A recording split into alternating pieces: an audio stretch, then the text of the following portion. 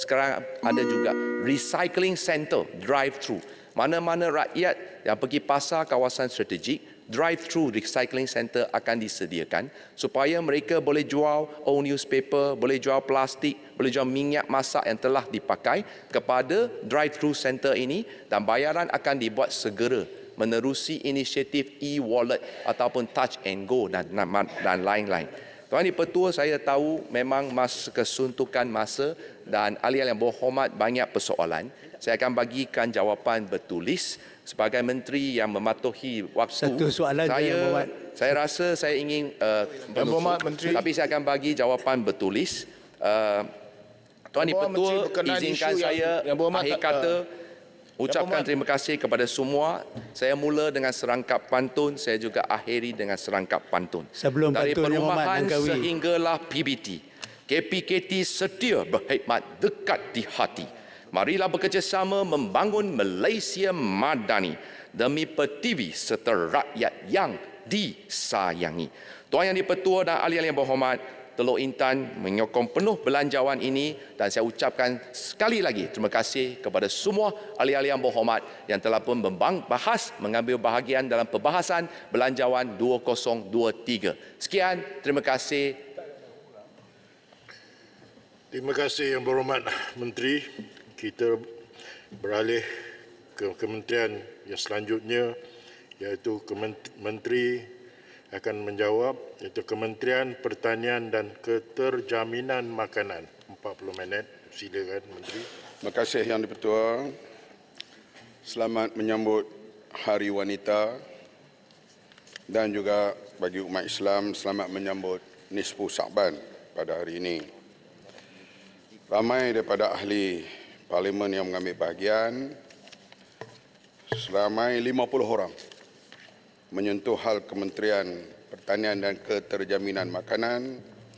Saya ucapkan terima kasih di atas concern semua ahli-ahli Parlimen dalam hal keterjaminan makanan ini.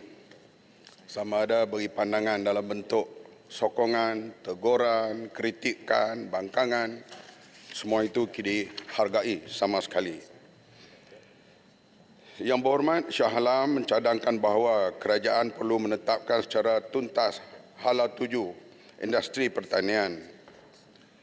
Untuk makluman Dewan Yang Mulia, dalam merangka Hala 7, fokus dan keutamaan kementerian bagi memacu sektor agro makanan negara, pihak kementerian telah menyediakan satu pelan jangka panjang, iaitu Dasar Agro Makanan Negara 2021 hingga 2030 yang dirangka 2 tahun yang lalu dan berterusan sehingga 2030. Keseluruhan kerangka dasar yang dipanggil DAN 2.0 merangkumi beberapa elemen termasuk penyataan dasar, prinsip dasar, objektif dasar serta teras dasar. Ia bertujuan untuk memberi satu panduan yang inklusif dan ekstensif untuk agenda pemodenan sektor agro makanan dalam 10 tahun tempoh pelaksanaannya. Objektif utama telah digariskan dalam Dasar 2.0 ialah seperti berikut: meningkatkan pertumbuhan pendapatan dan kualiti hidup yang lebih baik bagi pengeluar makanan, mempertingkatkan output pengeluaran serta kualiti penuaian melalui peningkatan produktiviti, mewujudkan rantaian nilai yang lebih tangkas dan berdaya tahan dengan aktiviti nilai tambah yang tinggi, menambah baik sekuriti dan nutrisi makanan rakyat, memacu pertumbuhan ekonomi sosial dan inklusiviti, menggalakkan amalan penggunaan dan pengeluaran makanan secara mampan. Menggariskan 5 terah dasar seperti ikut: mendukung pemodenan dan pertanian pintar, memperkukuh pasaran domestik, meningkatkan hasil keluaran yang mempunyai permintaan tinggi dan produk berorientasi ekspor, membangun bakat yang memenuhi permintaan industri, meningkatkan amalan pertanian dan sistem makanan yang mampan, menyediakan ekosistem perniagaan yang kondusif dan kerangka institusi yang kukuh. Ahli Parlimen Larut, Simpang Renggam, Kemaman menyentuh soal kumpulan SASA.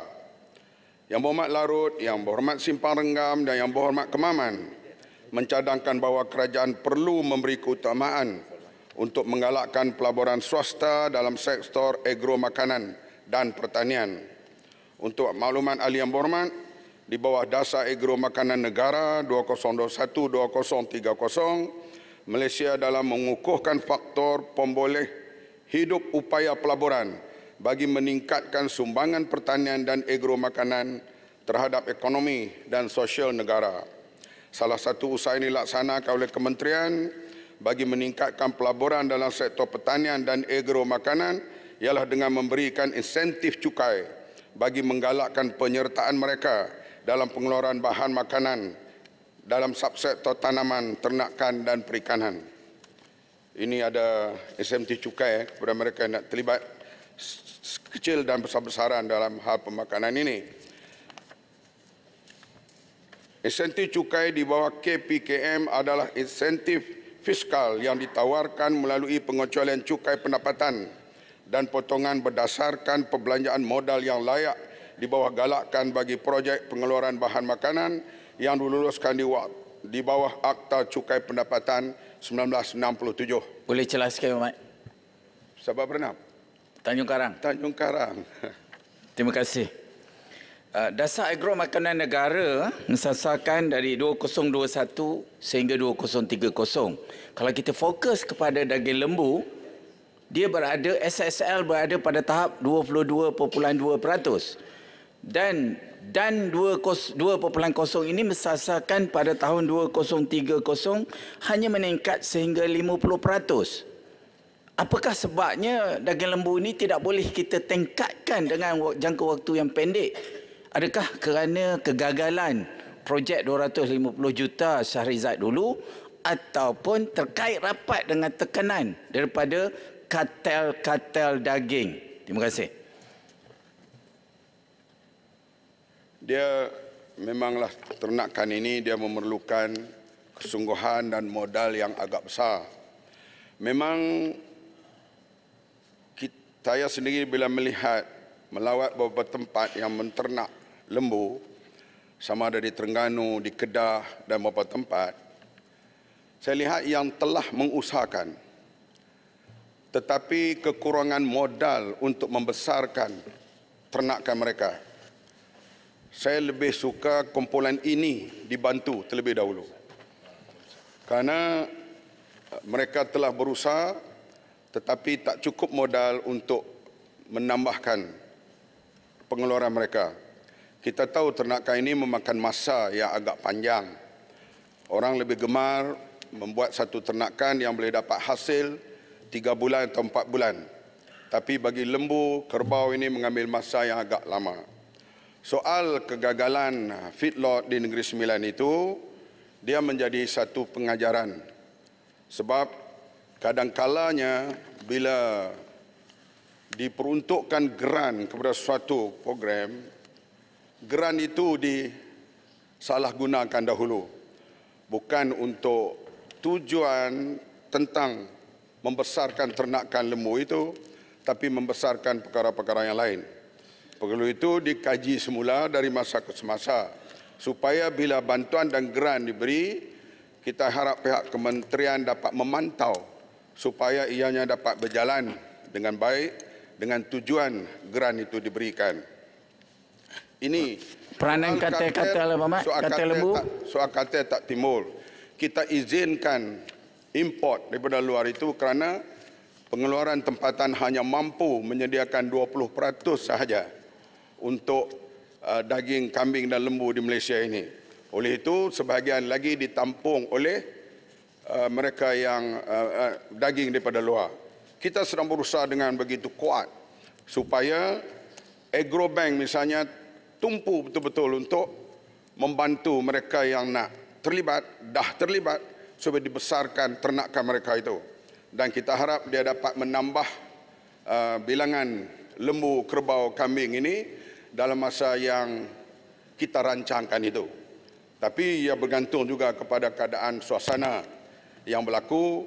Misalnya di antaranya bila makanan, bahan ternakan terlalu tinggi dalam masa 2 tahun yang lalu akibat daripada MCO, COVID dan sebagainya, ia sedikit sebanyak menjejaskan pembesaran ternakan itu. Tuaran. Pembanyakkan itu. Tuan Magun. Boleh sikit. Jangan banyak sangat lagi, semua kena jawab betul. Terima kasih Yang Berhormat. Terima kasih Tepat. Speaker. Terima kasih Yang Berhormat Menteri. Saya mau tanya satu soalan saja. Adakah Yang Berhormat dalam hal bekalan daging ini, ternakan dan sebagainya, adakah Yang Berhormat menghadapi masalah pada ketika di mana urus tadbirnya di Semenanjung ini diurus tadbir oleh Jabatan Haiwan ataupun Jabatan Veteriner Semenanjung, sedangkan di Sabah ini oleh Jabatan Hewan Sabah dan Sarawak, dia Jabatan Hewan Sarawak yang dia tidak ada kaitan langsung dari segi urus tadbirnya, dari segi sistem penyampaiannya. Adakah ini juga menyebabkan ada masalah dari segi menyelesaikan masalah ternakan ini, bekalan ternakan? Terima kasih.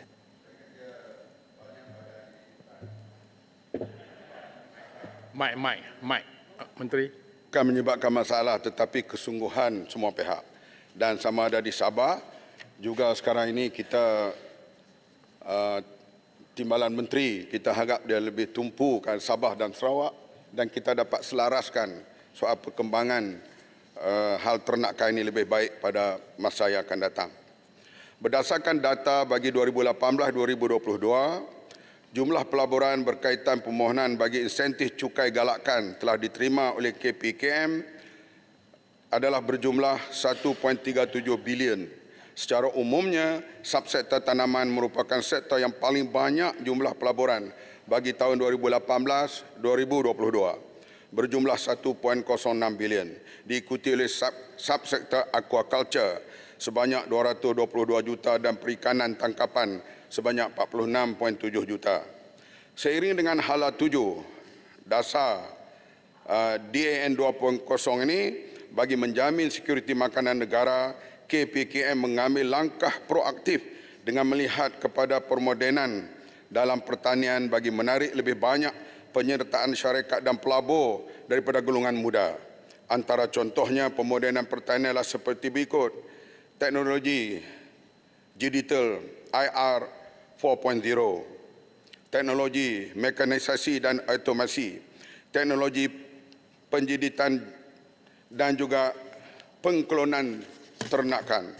Dan kita lihat pemodenan ini, semalam saya bersama dengan Yang Berhormat juga kita berada di sampai 1 hari di kawasan padi dan kita bergembira segala bentuk teknologi moden sekarang ini dipakai kebanyakan di Selangor, khasnya di kawasan Skincan, dan juga penanam padi yang dibuat oleh FGV dan juga orang-orang perseorangan di kawasan itu menghasilkan hasil yang begitu tinggi, antara 6 hingga 10 tan per hektar. Saya sebut berkali-kali, kalau kita capai 6 tan 1 hektar, kita sudah self-sufficient. Kalau 10 tan 1 hektar, Malaysia boleh ekspor beras.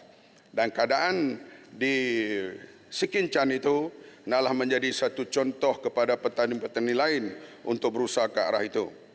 Di bawah inisiatif galakan ini, saya pergi ke tajuk lain banyak sangat ni. Saya pergi kepada Yang Berhormat Bayan Baru yang bercakap soal tanah terbiar.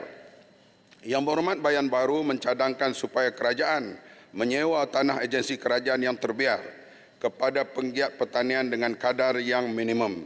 Untuk maklumat Dewan Yang Mulia ini, KPKM sangat mengalu-alukan cadangan untuk memajukan tanah yang terbiar atau belum dibangunkan bagi tujuan pertanian.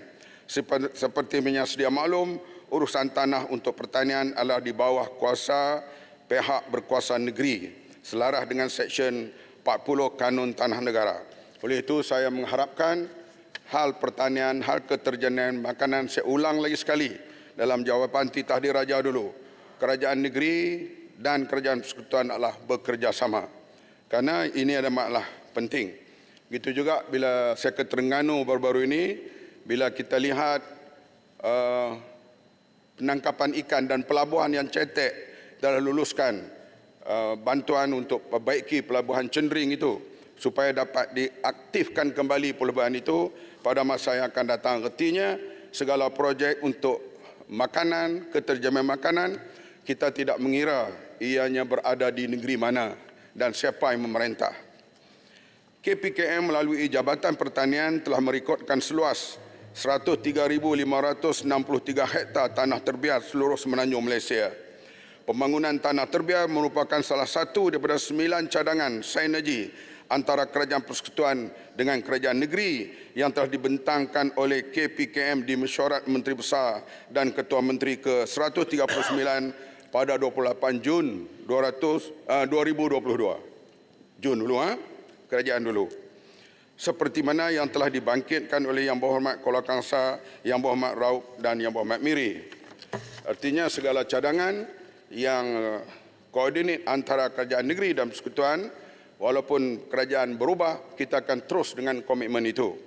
Cadangan tersebut juga telah dibentangkan dalam Mesyuarat Menteri Pertanian bersama Exco Pertanian Negeri pada September 22 untuk persetujuan pelaksanaan melalui penumbuhan Jawatan Kuasa Pembangunan Tanah Pertanian peringkat daerah dan negeri.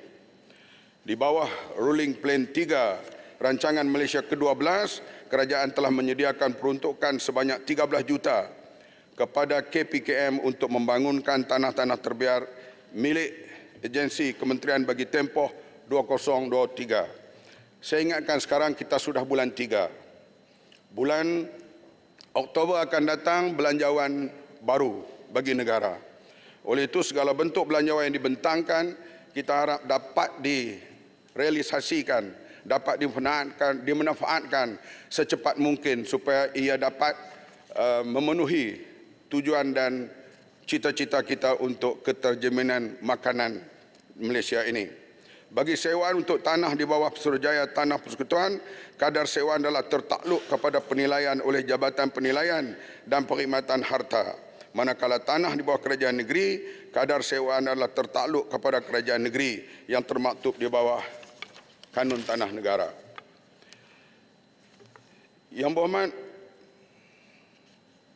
Bayan Baru juga menyentuh soal kartel tanah.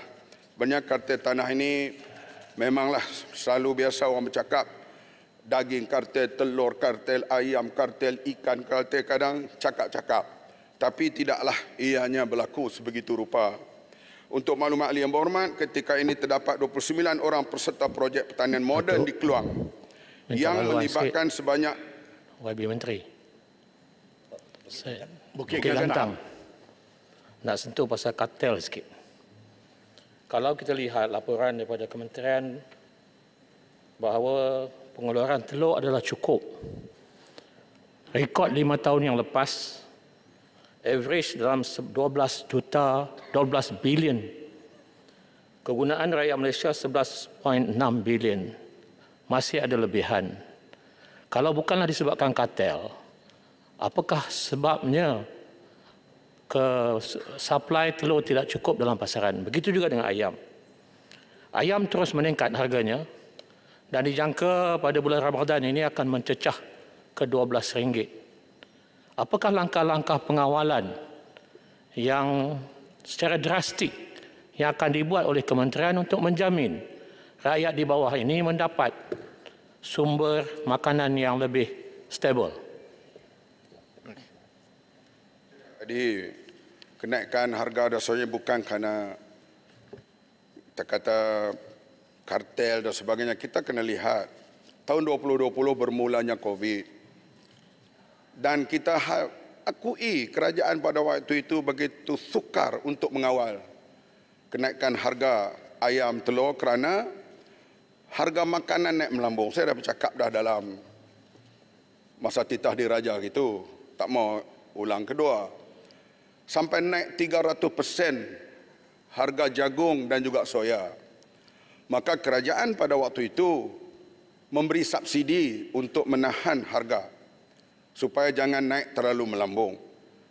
Walaupun dibuat oleh kerajaan sebelum itu, kita yang menyambung sekarang ini, kita menyokong. Karena kalau tak buat begitu, tak beri subsidi 1.8 bilion, entah berapa harga ayam dan harga telur berlaku sebegitu rupa. Sekarang ia beransur pulih. Tambahan sikit, Hormat Menteri. Tak, tempat tadi tanya tu, masa naik harga tu masa kerajaan pemerintahan tuan. Tapi saya tak marah. Saya setuju. Sepanjang tahun lepas, average harga ayam hidup di ladang RM6. Tetapi pada hari ini, harga hidup ayam di ladang RM7.10 dan dijangka akan mencapai RM8 harga hidup ayam di ladang. Minta penjelasan. Kita akan mencari terus. Di antaranya ialah harga makanannya itu belum dapat diturunkan lagi. Harga anak ayam yang kita tahu semua masih bergantung pada luar. Semua ini kita cuba atasi dari masa ke semasa. Jadi kalau keadaan kita kata berlaku seperti kita rancangkan, insya-Allah harganya boleh stabil. Tapi kita tidak tahu apakah berlaku macam sekarang. Tiba-tiba berlaku banjir besar di Johor. Tentu kita akan hadapi pula masalah kekurangan sayur yang segera. Tapi kita akan cari jalan bagaimana nak mengatasi perkara itu. Jadi dia tak boleh kata hal ini kita selesaikan cara ini. Dia bergantung kepada masa ke semasa.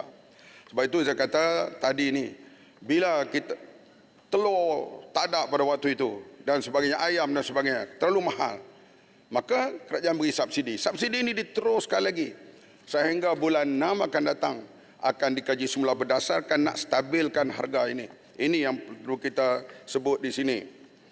Di samping itu, untuk maklum yang berhormat, ketika ini 29 orang peserta di projek pertanian moden di Keluang yang melibatkan sebanyak 6,043 ekar daripada 7,664 ekar keseluruhan tanah yang boleh diusahakan.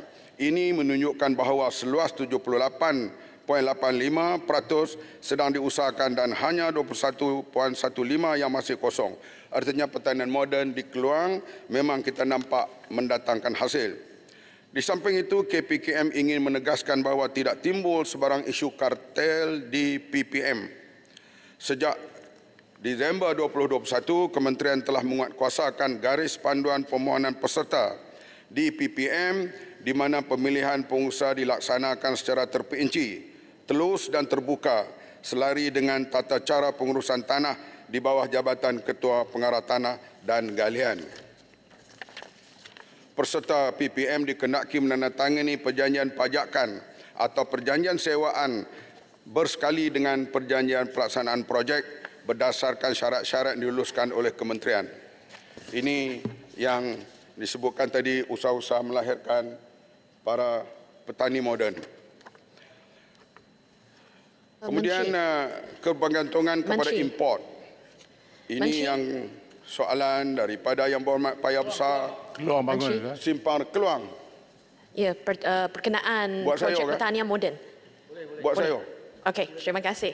Terima kasih jawapan yang diberi oleh Menteri tadi. Berkenaan projek pertanian moden, kita faham bahawa satu, ada keluasan tanah yang kosong lagi. Kedua, yang sudah diberi pajakan kepada pengusaha-pengusaha itu pun sebenarnya masih mempunyai tanah kosong, iaitu belum diusahakan lagi oleh yang mereka yang sudah dapat pajakan. Itu salah satu isu yang perlu diselesaikan. Dan yang paling penting sekali, saya ingin minta kerajaan supaya meneliti semula, kerana ramai mereka sebenarnya dapat pajakan ini dulu, lama-lama, mungkin bermula pada tahun 2005, dan setakat ni teknologi yang kita pakai untuk pertanian ni semakin canggih dan kita perlu meneliti semula apa spek-spek teknologi yang mereka pakai sekarang. Dan yang paling penting sekali, saya menyeru supaya kita membangunkan Bandar Keluang sebagai satu hub teknologi pertanian supaya kita, walaupun projek pemodenan, projek pertanian moden ni terletak di kawasan Aitam, tetapi sebelah dengan kawasan saya, dan lebih sesuai kita tubuhkan satu hub pertanian moden. Maksud saya untuk teknologi, untuk wujudkan hub teknologi untuk pertanian di Malaysia. Terima kasih. Silakan Menteri. Jangan sangat. Saya ingat Yang Berhormat Keluang kena membantu kita juga pergi jumpa petani-petani itu, syarah kepada mereka supaya meningkatkan lagi produk. Dan kita memang melihat sekarang ini perkembangan dalam bidang pertanian ini menggunakan IoT dan IA secara meningkat dengan begitu hebat sekarang ini. Dan ramai anak-anak muda, para graduan sekarang ini turun untuk bersama dalam pertanian ini. Dan pandangan daripada Keluang menjadi hub. Di situ kita akan cuba berbincang dengan pegawai-pegawai dan kaya-kayanya sesuai, apa salahnya untuk kemajuan Keluang. Yang Berhormat Paya Besar, Simpang Renggam dan Mas Gading bercakap soal kebergantungan kepada import.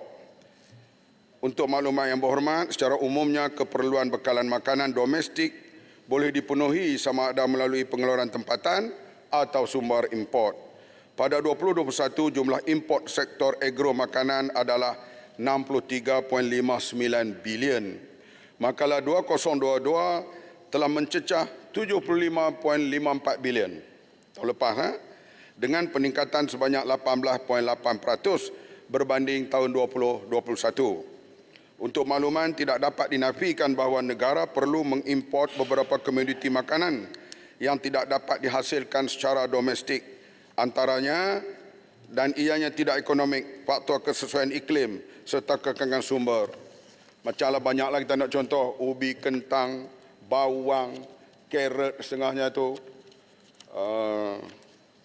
Yang paling banyak misalnya kalau raya Cina limau mandarin tanam di Cameron Highland boleh, tapi dia tak berapa sama kualiti sama daripada Taiwan atau Cina. Artinya masih lagi perlu kepada import. Hitam? Ada jawapan untuk saya? Ya?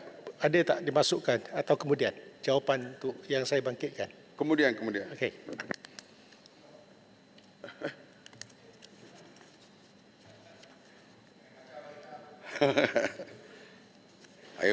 Ayah hitam dia kritik, dia marah, tapi dia penyokong kerajaan.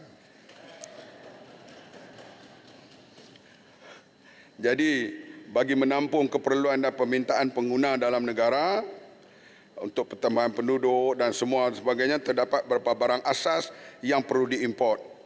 Di antaranya sayur-sayuran, temperate, macam lobak dan semualah, buah-buahan, apple, anggur, apa boleh tanam di sini. Tapi penghasilannya rasanya belum capai ke tahap yang daripada luar negara. Ubi kentang, ini jauh lagi. Bawang, kita tahu. Bawang ni hampir 1 bilion kita import satu tahun. Susu segar, ini semua yang masih lagi diimport. Yang Berhormat Paya Besar juga bertanya tentang Menteri, teknologi penyimpanan makanan. Bercakap tentang import, saya ada bertanya tentang import juga itu berkaitan dengan import telur dari India. Ramai di luar sana bertanya berapa company yang dapat, nama company tersebut, adakah terdapat peruntukan kerajaan dalam konteks pengimportan telur tersebut dan juga sama ada ianya dilaksanakan secara tender terbuka. Kalau boleh sebelum ke topik lain. Terima kasih Yang Berhormat Menteri.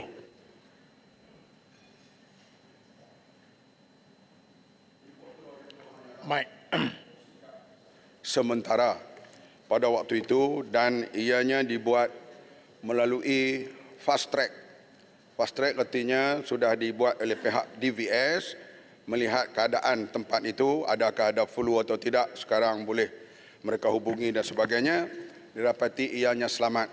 Dan telur tempat itu juga, syarikat itu juga membekalkan itu tempat itu kepada sukan di World Cup di Qatar. Maka dipercepatkan datang hanya sekali sahaja. Yang Berhormat, saya just penjelasan sedikit lagi tentang peruntukan kerajaan. Dan rakyat nak tahu terdapat peruntukan kerajaan digunakan dalam import tersebut dan sama ada pemilihan syarikat itu dibuat secara tender terbuka. Tak ada langsung peruntukan kerajaan. Dan dibuat secara tender terbuka. Dia tidak, dia kena beri satu sebab kita buat ini dalam keadaan nak menampung sementara. Maka dibuat kepada special case. Dan lepas ini kalau keadaan, kalau perusahaan telur ni pulih, kita akan kurangkan import ataupun stop import. Kalau keadaan meruncing, misalnya berlaku banjir dan kita kehilangan sumber, kemungkinan kita boleh import syarikat-syarikat yang bersedia. Misalnya daripada Thailand ada, daripada Turki ada, dari yang banyak daripada lain negara ada. Tapi kita tidak membuka import itu kerana kita nak memulihkan. Sebab Malaysia 5-6 tahun dulu kita ekspor telur. Artinya dia meruncing dalam masa 2 tahun COVID itu dan kita beri IP import itu untuk masa yang jangka yang pendek. Kalau dia syarat-syarat tak diikuti di bawah DWS dan sebagainya, boleh dihentikan bila-bila masa. Tapi kita usaha sekarang dan berdialog dengan pihak pengeluar telur dan sebagainya, mereka telah berjanji untuk flood the market dalam masa yang terdekat ini, terutama menjelang Hari Raya Puasa. Dengan keadaan smooth, kita harap tak berlakulah bencana yang besar lagi di mana-mana, kita dapat pulihkan kedudukan itu seperti 4-5 tahun dulu. Yang Berhormat, minta sikit. Yang Berhormat, saya rasa saya yang bawa isu ni. Saya ucapkan terima kasih di atas jaminan Yang Berhormat bahawa kita tidak melibatkan subsidi sebab kita tak nak ada salah anggap. Kedua, saya tegur ni sebab saya sayangkan Yang Berhormat. Kalau yang betul saya sokong, mana-mana yang kurang yang saya dapati macam Yang Berhormat jawab tadi, satu perkara yang sentiasa ditanya ialah keterjaminan telur yang dibawa masuk. Adakah benar semua telur itu dimasukkan ke sini, tak ada yang ditolak kontainernya? Itu pertama. Sebab kalau ikut prosedur Makis, dia akan tengok, kalau tak selamat dia akan hantar balik. Adakah semua yang dihantar ke sini walaupun dalam keadaan darurat ianya selamat digunakan? Itu saya rasa penting. Kedua, sama disaman ke apa, itu bagi saya tak ada isu.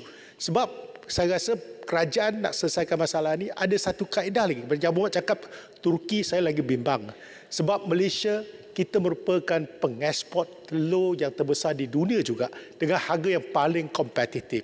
Apa salahnya mengupayakan, ini teras yang disebut oleh Yang Berhormat, penternak tempatan. Saya nampak harga jagung dah turun. Dulu 1,800 sekarang 1,600. Ada kaedahnya kalau nak float, ini menjibatkan wang ringgit kerajaan pada waktu yang sama mengupayakan penternak kita. Apa pandangan Yang Berhormat tentang perkara ini? Terima kasih. Inilah yang sedang kita usahakan secara gigih. Sebab isunya menanam, contohnya sekarang memang turun sedikit harga import jagung dan soya. Tapi belum lagi dia signifikan untuk sampai ke peringkat harga ayam itu boleh diturunkan. Harga dikontrol oleh Kementerian KPDNK.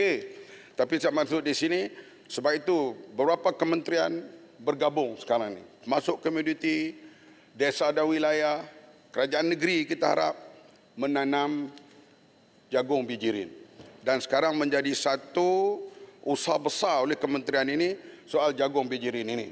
Kalau jagung grain corn ini dapat ditanam di negeri-negeri dan juga komuniti termasuk LTAT menyediakan 70 ekar tanah untuk jagung bijirin ini. Kalau jagung itu dapat diturunkan harga, soya tak berupaya, kita tak boleh tanam di sini. Tapi harga ayam akan pulih dan harga telur akan pulih. Memang saya kata 5-6 tahun dulu Malaysia pengeksport telur. Kita akan kembali ke era itu, insya-Allah. Tapi dengan cara kita membantu berdialog, berbincang, termasuk dengan pengusaha-pengusaha telur yang besar di Selangor ke di manakah kita berbincang dan mereka kata mereka berupaya pergi ke arah itu. Ini yang sedang kita bersama dengan semua pengusaha. Kita mahu penternak untung, pengguna tidak menanggung beban kenaikan harga, semuanya rasa feel good. Ini yang kita harap di Malaysia ini. Okay. Sila, terima kasih Yang Berhormat Menteri. Saya juga nak merakamkan ucapan tahniah dan terima kasih atas usaha untuk menstabilkan availability telur di pasaran. Saya juga nak ucap terima kasih atas jawapan bertulis yang diberikan oleh Yang Berhormat Menteri kepada soalan saya. Tapi ada satu bahagian dalam soalan saya yang kekal tidak berjawab. Saya tanya secara spesifik. Syarikat manakah yang mendapat AP import telur, bagaimana mereka dipilih dan berapa lama AP ini berkuat kuasa, sama macam yang Putrajaya timbulkan. Dan soalan saya pada hari ini ialah adakah usaha kerajaan untuk melindungi dan tak mau nak menyebut nama syarikat ini disebabkan oleh kerajaan mengamalkan rundingan terus bertentangan dengan apa yang Berhormat Tambun bagi gambaran di luar sana. Syarikat ni JNE, syarikat JNE pergi cek tengok siapa director dia, siapa pengurusinya, cek. Bagi saya tidak sembunyi apa-apa. I will reveal everything. Ini Bang Mat lah. Semua jadi kerjaan ini. Terima kasih. Sikit. Kalau duduk belah sana memang seronok. Tapi dah duduk belah sini, tak mau lebih belah sana. Yang berhormat Payah Besar mencadangkan supaya pihak kerajaan menggunakan teknologi menyimpan makanan yang mampu meningkatkan tahap sekuriti makanan negara. Untuk maklumat yang berhormat, KPKM melalui Lembaga Pemasaran Pertanian (FAMA) menggunakan kaedah trading stok di mana bekalan sayur dan buah-buahan dapat disimpan dan diedar mengikut keperluan semasa pasaran. Dia FAMA yang cergah ni diantaranya di Kota Baru, Kelantan, dan mereka dapat menjalankan setakat ini. Saya tidaklah kata memuaskan, tapi bolehlah mereka dapat mainkan peranan di sana. Untuk maklumat yang berhormat, FAMA ketika ini mempunyai 159 bilik sejuk dengan kapasiti penyimpanan 1,208 metrik tan pada satu masa, di mana terdapat 44 bilik sejuk dilengkapi dengan keupayaan dui fungsi sama ada sejuk beku atau chiller. Dui fungsi ini membolehkan pelbagai jenis sayur dan buah dapat disimpan mengikut spesifikasi dan diedarkan. Penyimpanan melalui kaedah ini dapat mengekalkan kesegaran sayur dan buah semasa dipasarkan. Strategi ini adalah bagi memastikan lebih bekalan yang dibuat di luar musim bencana dapat disimpan dan dapat digunakan ketika musim bencana. Sementara itu, Lembaga Kemajuan Ikan Malaysia LKIM juga mempunyai lebih 120 bilik sejuk di seluruh Malaysia dengan kapasiti sebanyak 1,788 metrik tan yang bersedia untuk dijadikan sebagai sektor penyimpan bagi bekalan ikan bagi memastikan kesediaan stok makanan negara. Selain itu, LKIM telah membina 2 buah kilang iaitu di Kuala Kedah, Besut, Terengganu dan menggunakan teknologi sejuk beku individual quick freezing bagi memproses ikan untuk tujuan penyimpanan ikan segar beku di bilik sejuk. IQF adalah teknologi pembukuan ikan secara individu yang mampu menjamin kesedaran ikan beku seperti ikan segar di pasaran dan sama sekali tidak merosakkan kualiti. InsyaAllah, tempat penyimpanan kita agak banyak yang dilakukan sebab Kementerian Pertanian ini bukan kementerian baru. Dah 100 tahun lebih pada zaman British dulu. Dia berkembang sampailah ke peringkat sekarang ini. Melalui teknologi IQF ini, ikan segar beku dapat disimpan lebih lama di bilik sejuk dan langsung meningkatkan tahap sekuriti.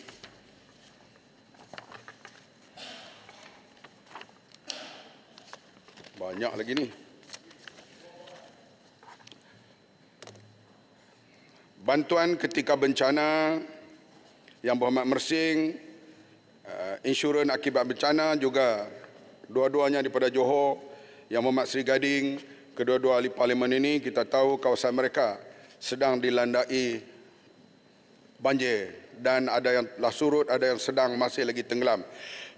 Yang berhormat Mersing ingin mengetahui apakah insentif bantuan akibat bencana yang disediakan oleh kerajaan. Manakala yang berhormat Seri Gading ingin mengetahui apakah terdapat insurans kepada para petani yang terjejas akibat banjir. Untuk makluman Dewan Yang Mulia ini, insentif bantuan akibat bencana telah diwujudkan oleh KPKM sebagai bantuan khas kepada petani yang mengalami pengurangan atau kehilangan pengeluaran hasil tanaman akibat kesan bencana. InsyaAllah saya akan dapat maklumat dan barangkali taklimat penuh bila saya melawat pada 15 hari bulan nanti dan kita akan dapat angka-angka mutakhir kerosakan terutama sayuran, tanaman, padi dan sebagainya yang berlaku di Johor khasnya. Untuk maklumat Dewan Yang Mulia ini, insentif bantuan akibat bencana telah diwujudkan oleh KPKM sebagai bantuan khas. Tabung bencana tanaman padi, bantuan kepada petani pengusaha dalam kawasan jelapang padi atau luar jelapang. Jenis bantuan adalah berbentuk bantuan keuangan dan input pertanian. Semalam saya ke Sungai Besar, Sabak Bernam, di antaranya ada juga di kawasan itu tanah jerlus, iaitu padi telah masak dan sebagainya tak boleh traktor tak boleh masuk dan mesin padi pun tak boleh masuk, tanahnya jerlus. Saya sendiri cuba bawa traktor itu. Tak sampai 5 kaki dapat bergerak. Tayarnya tenggelam. Dan sekarang ini pihak kementerian sedang berusaha dengan berbagai agensi mengkaji bagaimana nak memulihkan keadaan tanah itu, dan bantuan-bantuan yang cuba diikhtiarkan sedang dibanci, sedang dikira oleh pihak kementerian ini. Dari Mersing. Yang Berhormat Menteri. Dari Mersing. Mersing. Okey. Hormat, terima kasih respon tadi. Cuma ada satu lagi soalan saya berkaitan dengan allowance sara hidup untuk petani. Ada sini masa tiada raja saya buat sekali dah dan bahas bajet pun sekali lagi. Adakah pihak kementerian mempertimbangkan allowance bantuan sara hidup kepada petani sebagaimana pada nelayan? Sebab petani ni pun contoh kat Mersing dah 5 bulan 6 bulan hasil kurang sebab hujan. Jadi allowance bulanan kepada petani ni sebagaimana nelayan dapat. Terima kasih. Yang berhormat itu masuk dalam jiwa saya. Dan kita akan berusaha memohon kepada Perdana Menteri supaya Perdana Menteri berbincang dengan Menteri Keuangan supaya dapat dapat dipertimbangkan. Tapi ia bergantung. Yang Berhormat Menteri. Ya. Ceramah. Jangan, ini bukan bahasa lama ya. Datuk Menteri, ada perkara yang lebih penting daripada kalau itu. perbelanjaannya cukup, wang kerajaan yang ada, dan kita tahu perkembangan ekonomi sekarang ini perlahan, tapi saya kata tahun ini lebih baik daripada tahun lepas. Kita akan lihat supaya apa yang disebut oleh Mersing itu dapat direalisasikan pada masa yang akan datang kepada mereka yang amat memerlukan. Menteri dah 40 habis 40 minit. Nak berapa minit lagi? Saya kalau nak habis banyak sangat dah. Yang tak habis lagi saya jawab cara betul. Berapa minit lagi? Saya Menteri tahu nak? Perdana Menteri kita ni dia memang amat mendengar rintihan orang-orang bawah. Ya. Sebab itulah dia misalnya nak hapuskan miskin segar tahun ini. Kami dalam kabinet terpinga-pinga. Boleh saya bagi 3 minit lagi ya? Boleh 3 minit. Bolehkah? Tapi bagi dia, kita kena usaha. Jadi kalaulah rayuan petani miskin ini, tentulah kita akan cari jalan, pertimbangkan. Ini yang kita harapkan. Saya bukan duduk belah sana tau, saya belah sini. Sebab kita ini pendang ni salah. Nak tanya pasal baja. Habis dah masa. Habis saya nak tutup dah ni. Ada tak perancangan kita untuk sekarang ni masih kita import baja lagi tak? Ataupun kita adakah perancangan untuk kita nak proses baja sendiri? Terima kasih. Memang sedang proses. Kita misalnya bukan setakat baja ni biasa, kita juga sedang bergerak ke arah baja organik pada masa akan datang. Kita mulakan dengan sedikit dahulu dan kita akan pergi ke arah baja organik bercampur dengan ni peranan yang akan dimainkan oleh nafas. InsyaAllah akan bernafas semula. Nafas sekarang ini. Yang Mohd Menteri, ini harapan kita. Ketika Yang Mohd Menteri sekarang sedang dalam mood untuk memberi kepada petani, saya faham bahawa, saya tahu bahawa Yang Mohd Menteri kini maklum harga padi tidak pernah dikaji sejak tahun 2014. Iaitu 1,201 tan metrik. Jadi dalam keadaan suasana petani berhadapan dengan masalah input yang mahal, adakah Yang Mohd Kementerian bercadang untuk tingkatkan, kita naikkan? Kita bagi bantuan dengan berbagai bentuk. Tahun ini misalnya satu musim diberi bantuan setiap kali RM200, petani boleh dapat tambahan RM600 sekarang. Begitulah juga bantuan yang disebut oleh Bernas, iaitu 30% daripada keuntungannya akan diperuntukkan kepada petani pada masa yang akan datang. Ini usaha-usaha yang kita jalankan. Bukan kita berunding dan Perdana Menteri berunding dengan Bernas supaya sebahagian keuntungan mereka dinikmati oleh para petani. Jadi bukan hanya cash flow dalam bentuk begitu, dan juga bantuan misalnya RM250, Kedah, Kelantan, Pahang, Terengganu, Kelantan, Pahang dah dapat, tetapi yang belum dapat di Kedah, di Perak dan negeri-negeri lain. Ini kita akan usahakan sebelum akan diberi sebelum hari raya ini akan selesai bantuan tambahan RM250 itu. Saya ingat takat ni dulu. Banyaklah aku nak cakap. Yang lain-lain tu saya akan jawab secara bertulis. InsyaAllah. Harap Bros dapat jawapan tentang pindaan kepada Akta Perikatan 1985 yang tidak adil terhadap nelayan. Menteri Ekonomi. 30 minit dari sekarang. Terima kasih. Ni Datuk Pengerusi. Saya nak merojok kepada peraturan Dewan 36/12. Bacakan. Iaitu mana-mana ahli yang mengeluarkan kenyataan yang mengelirukan Dewan adalah disifatkan menghina majlis dan ahli itu boleh dirujuk kepada jawatan kuasa hak dan kebebasan bagi kesalahan tersebut. Hari ini saya dapat surat daripada Yang Mohd Datuk Pengerusi, iaitu yang berbunyi berdasarkan kepada maklumat dan keterangan yang diberikan, maka boleh simpulkan wujudnya pertikaian fakta antara kedua-dua belah pihak dalam perkara ini. Sehubungan dengan itu, saya mendapati bahawa Yang Berhormat Pandan tidak mengeluarkan kenyataan yang mengelirukan Dewan di bawah Peraturan Mesyuarat 36/12, Peraturan Majlis Mesyuarat Dewan Rakyat. Baik, Bagan Serai. Sedangkan saya nak teruskan. Saya jawab. Bagan Serai kalau tak puas hati, tolong masuk kat usul. Masuk kat usul, tak boleh bawa di sini. Usul saya dah buat kepada tu. Baik, terima kasih. Masuk kat usul. Kerana benda yang diberikan oleh Pandan ni satu dakwaan yang palsu. Saya dah jawab secara jelas di sini. Dan saya ingat Bagan Serai pun tahu apa yang saya jawab. Kalau tak puas hati, masuk kat usul. Saya nak bentuk pengadilan yang jelas di sini. Pasti saya akan berikan. Masuk kat usul. Silakan Menteri Ekonomi. Datuk, yang betul.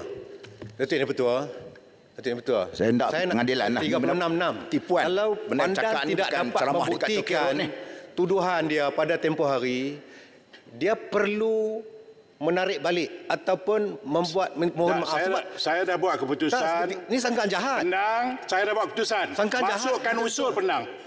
Bagan Serai tolong masuk usul yang tak puas hati dengan keputusan saya. Itu pertara-utara. Terima kasih ya. Terima kasih. Kita terikat dengan peraturan. Saya sebut dalam peraturan juga ni Penang. Peraturan kalau tak puas hati, yang dipertua muktamad. Kalau tak setuju, usul. Yang betul. Pandan ni dia ingat ceramah satu alam saya saja. Kata masuk dalam parlimen ada peraturan. Kalau sangkaan jahat tak dapat dibuktikan, dia perlu tarik balik. Sebab itu ya. Saya kata yang buat keputusan ialah saya. Saya buat keputusan, kalau tak puas hati, masukkan usul. Semua dalam ni. Silakan. Penang duduklah, Penang. Ekonomi. Penang duduklah, bawa balik. Penang duduk. Keputusan speaker adalah muktamad. Penang duduk, Penang duduk. Duduk semua. Duduk Penang. Duduk Penang. Tengoklah balik. Duduk Penang. Ni Pandan nak jawab ni. Diam ulangan. Semua duduk. Assalamualaikum warahmatullahi wabarakatuh. Terima kasih Yang di-Pertua Dewan, ahli-ahli Dewan yang mulia ini. Sepanjang perbahasan belanjawan yang berlangsung seramai 34 ahli parlimen telah berbahas dan menyentuh sebanyak 51 kali perkara-perkara yang di bawah bidang kuasa Kementerian Ekonomi.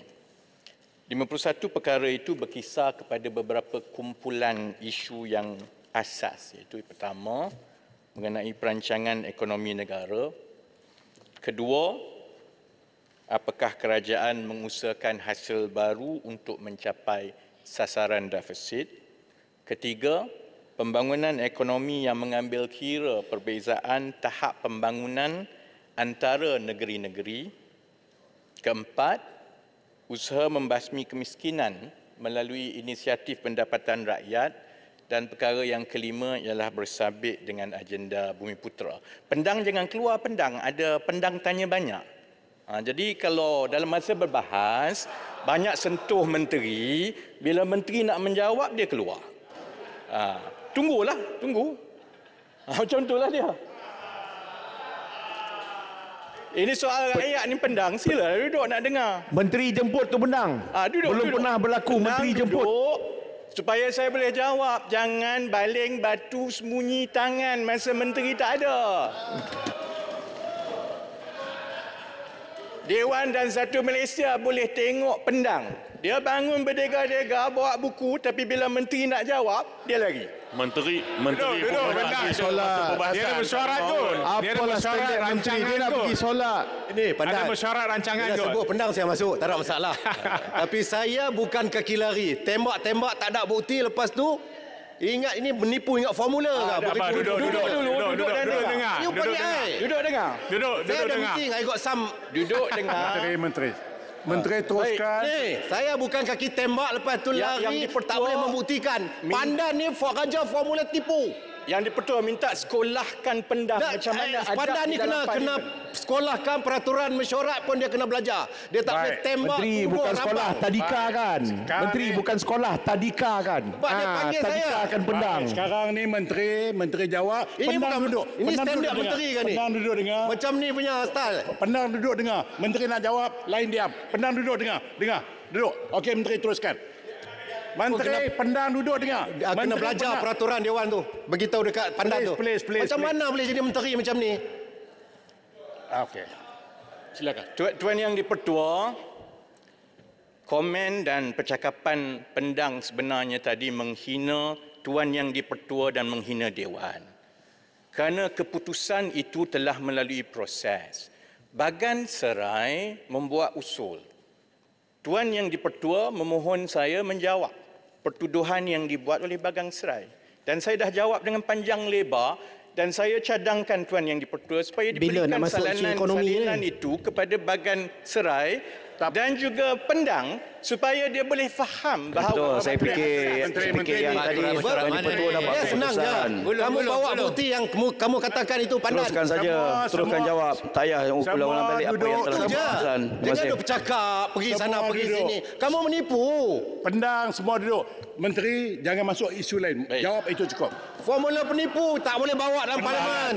Tadika kan Di menteri. sini ada fakta, data. Gila abang macam menteri. Saya siapa bangun lagi, saya akan keluarkan. Semua duduk. Okey, menteri jawab. Terima kasih Tuan di-Pertua. Siapa bangun saya suruh keluar. Okey, bangun. Terus menteri. Terima kasih Tuan di-Pertua. Sepanjang perbahasan dalam Dewan kali ini, saya bersyukur kerana nampaknya keseluruhan Dewan menerima diagnosis kedudukan ekonomi negara, baik di sebelah pembangkang ataupun di sebelah kerajaan.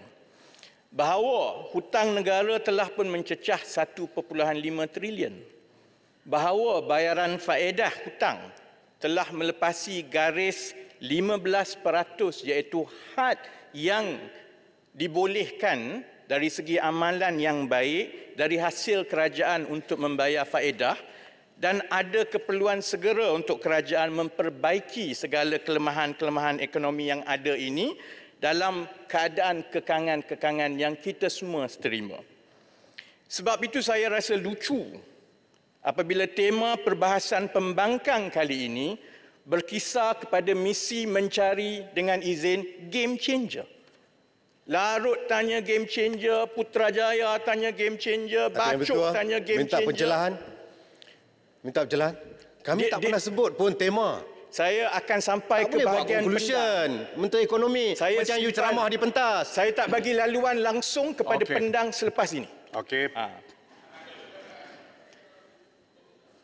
Jadi banyak persoalan-persoalan yang dibawa mempersoalkan tentang game changer sebagai ubat segera untuk menyelesaikan masalah-masalah ini. Pembangkang mewawarkan dan memberi gambaran melalui perbahasan bahawa kerajaan seolah-olah tidak ada perancangan besar untuk menangani masalah yang kita sedang hadapi. Tuan Yang di-Pertua, mengemudi ekonomi dalam keadaan yang mencabar ini bermula dengan mengenal pasti kepada punca-punca masalah yang kita sedang hadapi. Dan puncanya ialah yang pertama, perbelanjaan yang lepas-lepas yang tidak berhemah. Gelojoh berhutang sampai mencecah 1.5 trilion. Mengambil jalan mudah untuk mengambil wang Petronas setiap tahun. Pencerahan. Pendang tidak diberikan ruang. Tak. Duduk Pendang. Saya kenapa bajet tahun ini meningkat walaupun ada kaedah kata nak menjimatkan. Pendang. Apa yang meningkat tu Pendang? Menteri Pendang 1. Pendang 2. Keluarkan teruslah speaker, keluarkan je. Okey, teruskan Menteri. Punca-punca lain contohnya pelaksanaan yang tergendala ataupun tergelincir daripada yang dirancang. Juga yang melibatkan ketirisan dan penyelewengan dana rakyat. Akibatnya, sumber kerajaan yang sepatutnya digunakan untuk membaiki keadaan ekonomi negara tidak dapat disalurkan untuk menghidupkan enjin-enjin ekonomi yang perlu dimajukan. Sebab itu, Belanjawan 2023 di bahagian kementerian saya memberi fokus seperti juga yang dijelaskan oleh Yang Amat Berhormat Tambun, memberi fokus utama untuk menyelesaikan punca-punca masalah-masalah ini tanpa menggunakan istilah-istilah yang nampak hebat seperti game changer ni. Kalau perkara-perkara ini dapat diselesaikan dengan baik, ia bukan saja menjadi game changer, tetapi inilah ubat yang diperlukan untuk memperbaiki kedudukan masalah ekonomi negara. Yang pertama, contohnya, kita perlukan tata kelola ekonomi yang lebih baik. Kita perlu melawan rasuah. Sebab itu keputusan-keputusan yang dibuat oleh Yang Amat Berhormat Tambun, walaupun Putrajaya rasa itu bukan game changer, itulah sebenarnya ubatnya.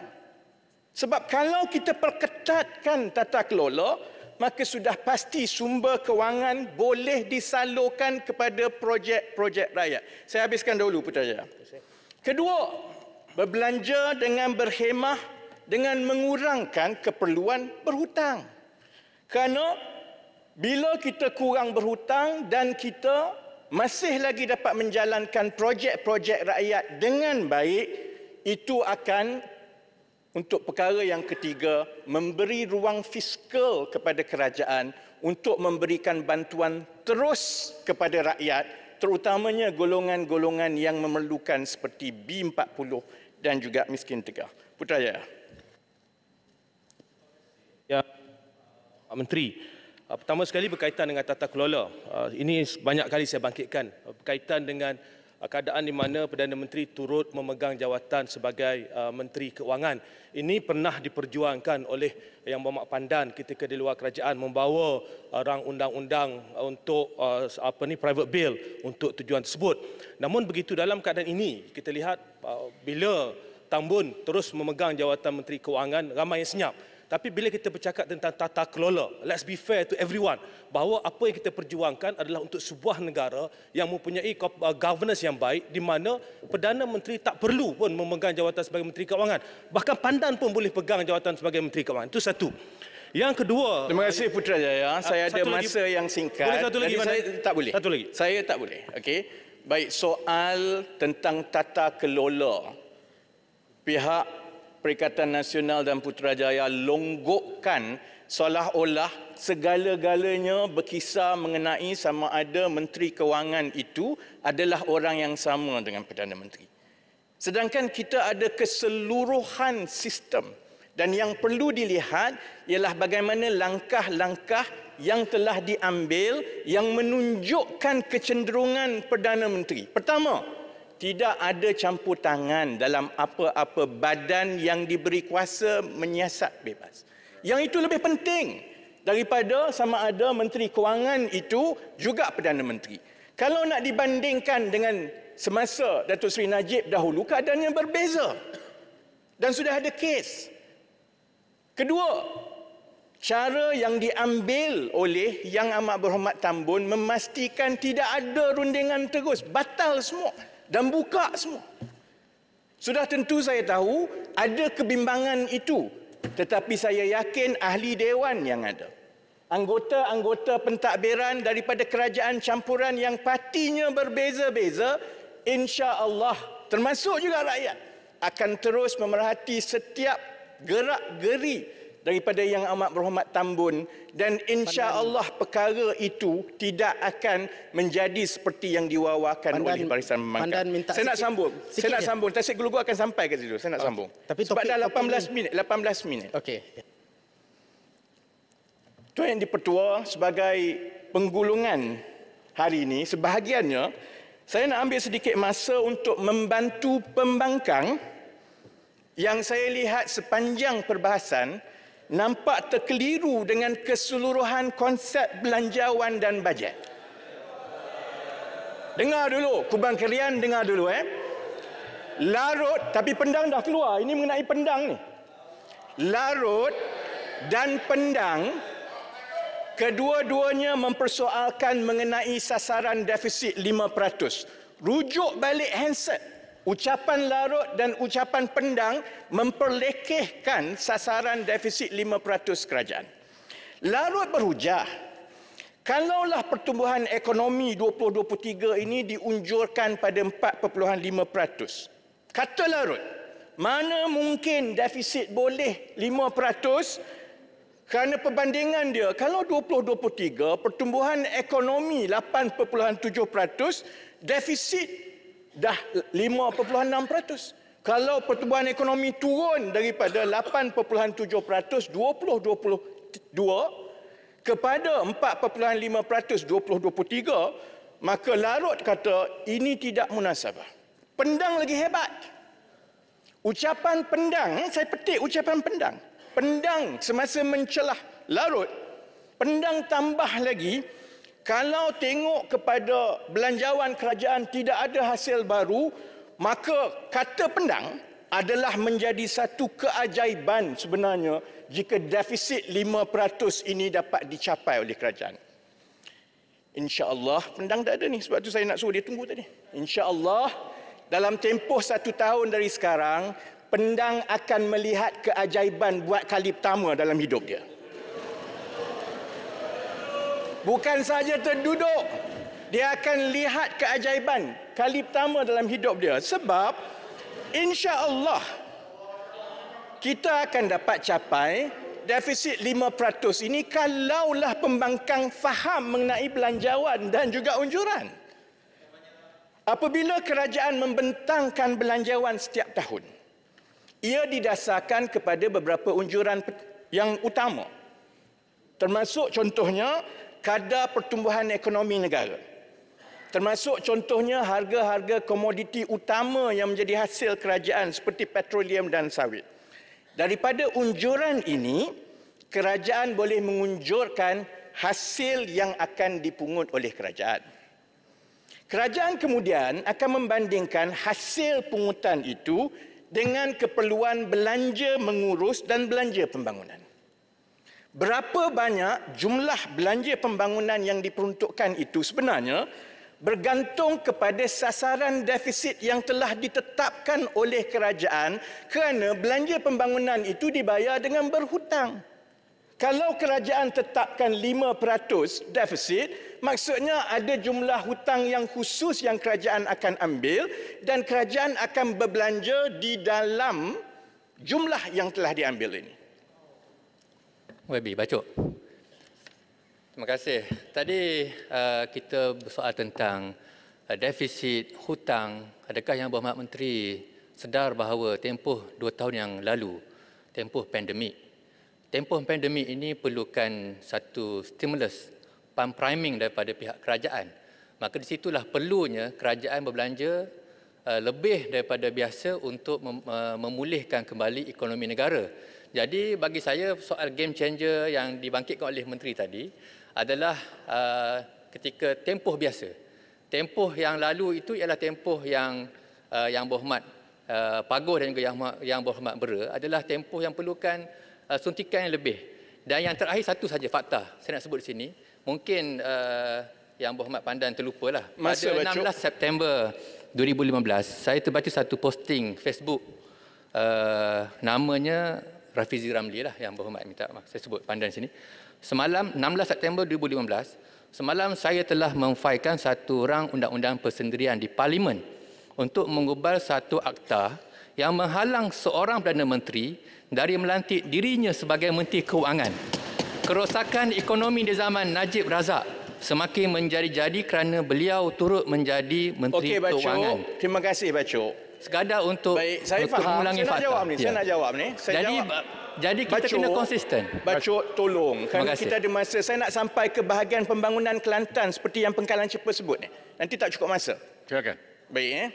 Soalan yang pertama mengenai keperluan kononnya berhutang secara gelojoh kerana atas alasan pandemik. Bacok kadang-kadang lupa yang diumumkan 600 bilion package perangsang itu 145 bilion itu datang daripada duit rakyat melalui KWSP. Bukan melalui hutang ni. Yang dipinjam duit, sebahagian besarnya itu datang daripada, betul lah nanti dulu. Ya, Putrajaya, betul. Putrajaya jangan pusing. Itu sebab Tadi namanya. Bacok kata, dengar. Yang berhormat, itu sebab namanya pakej rangsangan, Datuk Speaker. Pakej rangsangan saya tak bukannya saya tak bagi, saya nak jawab. Bukannya fiscal impact. Bacok, bila menteri tak boleh. Standing order. Standing order. Bacok, please. Dr. Speaker, standing order. Bacok beritahu bahawa Menteri kononnya ada standing order. Standing order 41E. Masa seseorang ahli itu bercakap, maka ahli-ahli lain hendaklah diam dan tidak boleh mengganggu dengan cara kurang adab. Saya minta ruling. Baik, terima kasih. Menteri, saya tak bagi, jangan bangun lagi. Menteri jawab dulu. Baik. Bacok beritahu, memberi alasan peningkatan hutang itu kononnya atas keperluan berhutang untuk zaman COVID. Sebahagian daripada alasan-alasan ini jugalah yang digunakan untuk melancarkan pakej rangsangan. Pakej rangsangan yang diwawakan itu 600 bilion. Diberi gambaran seolah-olah wang berhutang ini diberikan kepada rakyat. Sedangkan sebahagian besar pakej rangsangan itu 145 bilion datang daripada wang rakyat sendiri yang tak melibatkan wang kerajaan pun. Sebab itu hutang yang berlaku tahun 21-22 termasuklah juga hutang untuk projek-projek yang akhirnya kita tahu sekarang adalah sebahagian daripada program Jana Wibawa. Sebab itu saya kata, kalau kita lihat peningkatan hutang yang berlaku ini, kalaulah pentadbiran yang lepas tidak gelojoh seperti sebelum ini, kerajaan yang ada sekarang ini tidaklah terpaksa bergelumang dengan kekangan-kekangan yang Masjid ada. Tanah. 10 minit saya tidak boleh benarkan kerana saya nak jawab tentang Satu yang Berhormat Menteri. Pandan. Gelojoh. Tak boleh. Semua duduk. Menteri tak bagi. Peraturan syarat, bila menteri tak bagi, tak boleh. Bagilah luar menteri. Saya dah bagi Bacok, tanya molek. Putrajaya dah Bagilah dapat. luar menteri. Tapi banyak Bagilah laluan menteri. usahawan yang dapat dibantu. Bagilah laluan. Bagilah laluan menteri. Semua duduk. Yang lain-lain duduk. Tak adil. Yang Tanya molek ni, lain-lain. tanya molek ni. Saya dah bagi laluan. Duduklah tadi. Pandan Masjid Tanah dapat Sekarang ada masa gelojoh. 10 minit sekarang kita ada Pandan, perkara Makcik yang Tanah nak lebih tanya besar sikit yang bersabit dengan agihan belanjawan kepada negeri-negeri yang miskin ni. Yang Berhormat Menteri, satu soalan. Teruskan. Soalan yang sama. Menteri Bacok, no. Baik, Duduk saya semua. kembali. Bacok, please. Menteri teruskan. Oleh itu, sasaran defisit 5% untuk 2023 bermakna jumlah hutang yang dianggarkan akan diambil oleh kerajaan persekutuan adalah setelah mengambil kira dividen Petronas yang lebih rendah dan juga semua projek-projek yang akan dilaksanakan. Jumlah ini kemudiannya akan diagihkan kepada projek-projek pembangunan. Maknanya begini, jika peruntukan itu tidak diselewengkan, dia dibelanjakan mengikut kelulusan, memanglah sasaran defisit itu akan dicapai kerana kita hanya pinjam apa yang diperlukan dan kita gunakan yang kita pinjam itu untuk projek yang telah diluluskan. Jadi tidak timbul perkara-perkara yang disebut oleh pembangkang selama ini yang mempersoalkan seolah-olah sasaran defisit ini tidak akan dapat dicapai dan sebagainya. Dan saya ambil masa nak tunjuk lain kali untuk datang berbahas belanjawan, mohon baca lebih sikit mengenai defisit dan bajet. Baik. Sebab itu juga satu soalan yang saya tak bagi satu ruang. soalan. Saya tak bagi ruang, Speaker. Duduk, Bacok. Kena fair. Duduk. Bacok, duduk.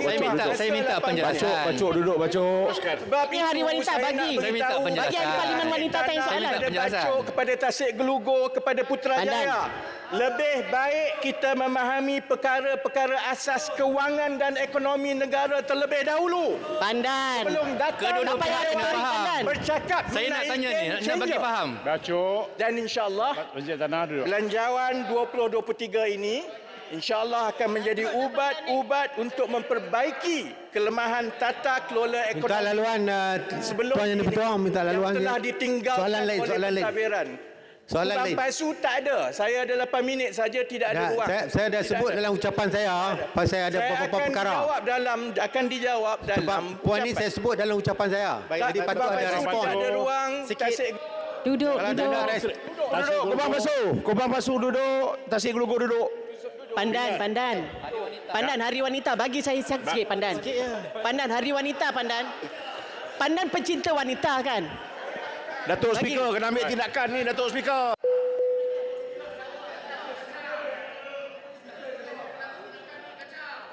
Duduk semua. Baik. Kalau waktu ini Menteri tak bagi laluan, tak boleh bertanya. Sebab itu silakan Menteri dan jangan ganggu dia kecuali dia bagi. Tak boleh. Kalau dia itu ini peraturan mesyuarat, you kena ubah peraturan mesyuarat ni. Saya ikut peraturan mesyuarat. Kalau tidak you ubah, saya ikut. Okey, Bantan. Silakan Menteri. Menteri nak tanya sikit boleh tak Menteri? Hulu langat. Hulu kejap sikit. Tak boleh. Perdana Menteri. Hulu. Dia bagi laluan. Speaker tak bagi. Perdana Menteri bincang dengan Menteri Kewangan untuk tolong rakyat. Bukan bincang dengan Menteri Kewangan untuk bagi projek pada anak menantu. Minta komen sikit daripada Kalau Hulu Langat dapat laluan, kenapa kita tak bagi laluan? Tak kena ni. Bukan saya. Menteri bagi. Apa yang tak faham Kubang Pasu ni?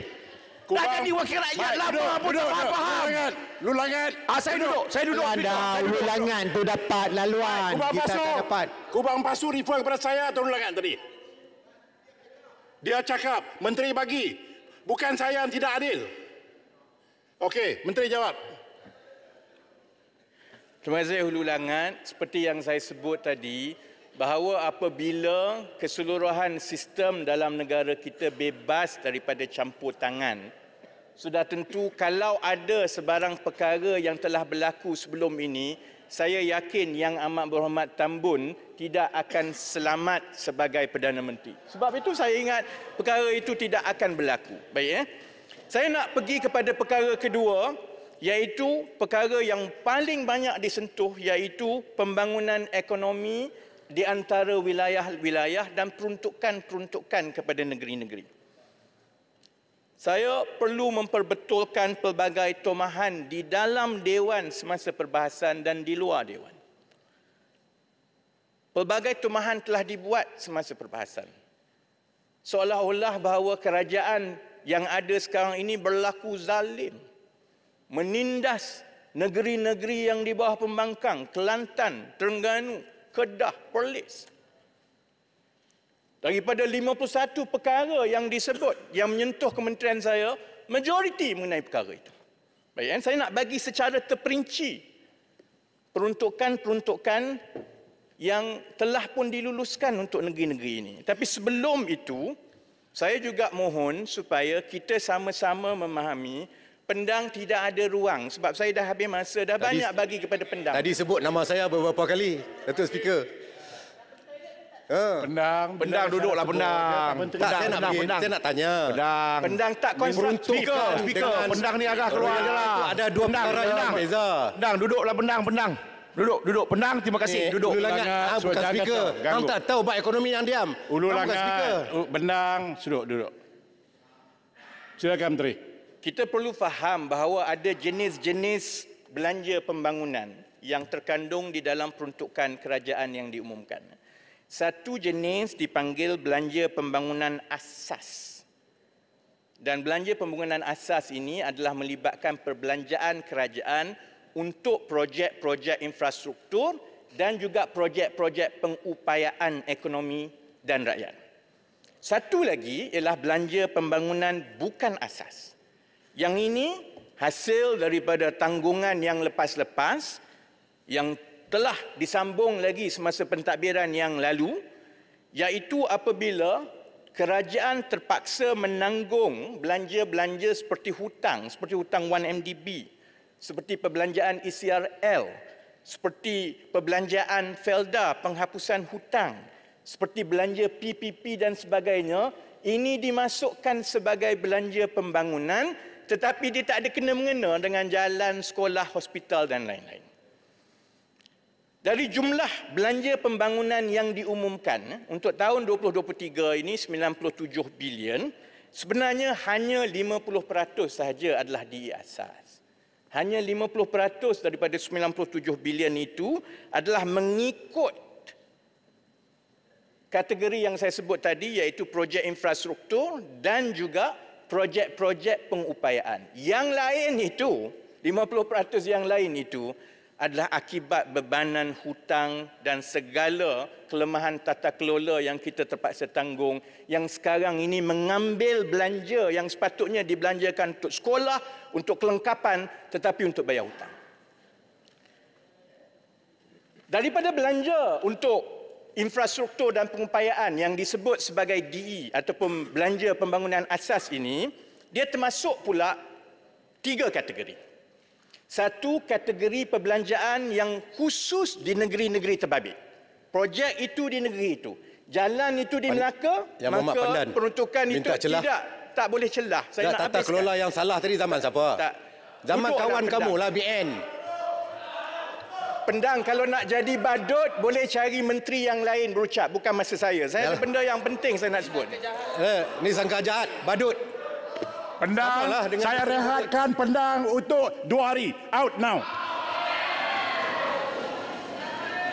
Keluar ke Pendang 2 hari ya. Selamat berehat. Selamat berehat. Selamat berehat Pendang. 2 hari lama sangat tu Datuk. Hari ini dan besok. Peraturan mesyuarat. Tadi yang Berhormat Pandan sebut badut. Ini perkataan yang tak layak untuk diucapkan dalam parlimen. Pandang ada sebut badut? Ada. Saya tak dengar. Saya ada sebut badut. Tapi berbanding dengan segala percakapan yang dihumbankan kepada kami sepanjang ini, badut itu lebih kurang. Menteri, tarik balik Menteri. Sangkaan jahat. Saya tarik balik Pendang sebagai badut. Tarik balik, settle. Pendang 2 hari. Out. Pendang 2 hari. Hari ini dan besok. Pendang 2 hari. Silakan Menteri. Tuan Yang Dipertua, ini tidak adil kepada saya Pendang. kata Keluarlah Pendang keluar. Minum kopi kat luar. Saya sampai besok. Minum kopi sampai besok Pendang. Selamat berehat Pendang. Oi, siapa lagi yang nak ni, Pak Gun? Nak pertualkan apa? Saya dah sebut awal. Chill. Tadi yang berubah duduk sekejap. Duduk. Bagilah yang berubah duduk sekejap. Saya kata kalau menteri tidak beri bagi masa dan juga tempat, Pendang jangan bangkit. Saya dah bagi kata jangan bangkit. Sebab menteri dah tak bagi. Dia bangkit juga. Saya bagi berkali-kali. Saya kata 1, 2. Dia duduk je. Dia bangkit lagi. Sekarang berapa kali. Saya dilihat tidak boleh mengawal Dewan kerana rakyat nak dengar apa yang kita bincang. Sebab itu Pendang hari ini dan besok. Silakan. Sila bangunkan. Terima kasih.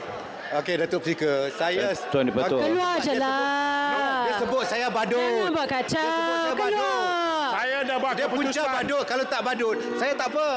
Dia tarik balik dah. Dia tak tarik pun saya tak dengar. Pendang. Keluarlah Pendang keluar. Dia tak tarik pun. Pendang keluar. Saya tarik balik Pendang badut dan Pendang bolehlah keluar. Okey, terima kasih. Saya tak mau. Pendang keluar bukan kerja dia, kerja speaker. Speaker saya okey. Dia tarik balik, Pendang keluar. Pendang, saya kata 2 hari. Dia tarik balik, Pendang keluar. Sebab speaker dah buat arahan bagi 2 minggu. Non-issue. Saya nak dia tarik balik, Pendang keluar. Bukan kerja dia. Dia buang masa lah speaker. Dia buang masa. Keluarlah. Malulah sikit, malu. Tak keluar. Dia buang masa apa ya. Tadi dia tak keluar. Tarik balik dulu. Pendang. Tarik balik dulu. Pendang, mohon jangan buang masa. Tarik balik, Pendang keluar. Kita nak berbicara soal rakyat, soal isu rakyat. Mohon jangan buang masa. Mohon jangan buang masa. Saya akan keluar. Dewan ini bukan tempat berpolitik. Dewan ini adalah untuk berbicara isu rakyat. Kita tidak boleh buang masa dengan perkara-perkara yang remeh-temeh. Dewan ini adalah untuk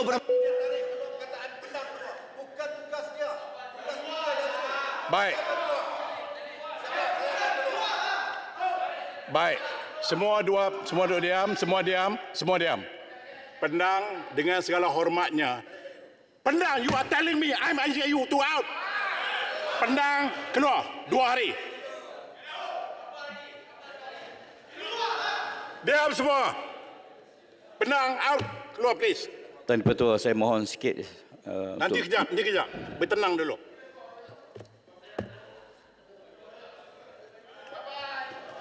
Baik. Dengar dia, saya minta menteri teruskan. Ada 3 minit lagi. Teruskan. Sikit saya nak tenangkan keadaan. Saya minta menteri kita dan semualah jangan provok. Dan bila kita sebut seseorang, siapa provok? Maaf, bila kita sebut nama yang berkenaan mesti akan respon dan dia tidak menenangkan keadaan. Saya fikir terus poin jawab dan tak payah provok. Terima kasih. Okey, teruskan itu respon. Siapa yang provok? Okey, dah 2 hari lah kita bagi peluang. Semua duduk, saya bagi Pandan 3 minit, teruskan. Pandan pula. Saya bagi menteri jawab. Okey.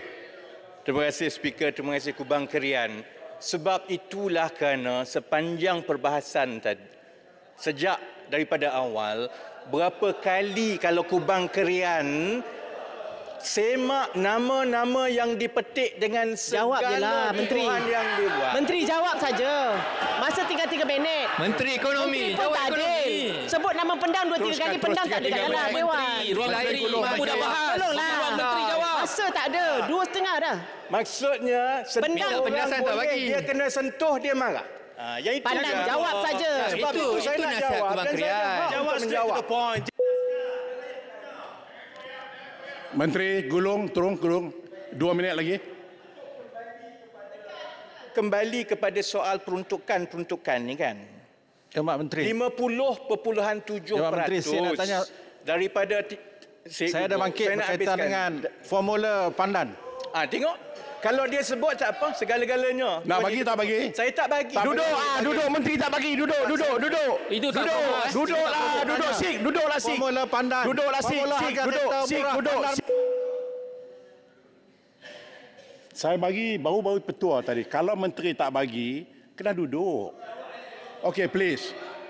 Wrap up. Tolong. Baik. Gulung menteri. Saya nak sebutkan pecahan peruntukan kepada 6 negeri, terutamanya 4 negeri di bawah pembangkang, kerana 6 negeri ini mendapat peruntukan paling tinggi dalam belanjawan negara. Sedangkan sepanjang perbahasan dalam Dewan dan di luar Dewan digembar-gemborkan bahawa kerajaan Yang Amat Berhormat Tambun memangsakan dan zalim dengan tidak memberi peruntukan kepada negeri-negeri ini. Negeri Kedah bagi tahun 2023 ini sebanyak 443 projek dengan peruntukan 1.458 bilion. Negeri Kelantan dengan 425 projek peruntukan 2.494 bilion. Negeri Terengganu sebanyak 390 projek infrastruktur dengan peruntukan sebanyak 1.545 bilion. Negeri Perlis dengan sebanyak 153 projek dengan peruntukan 560 juta.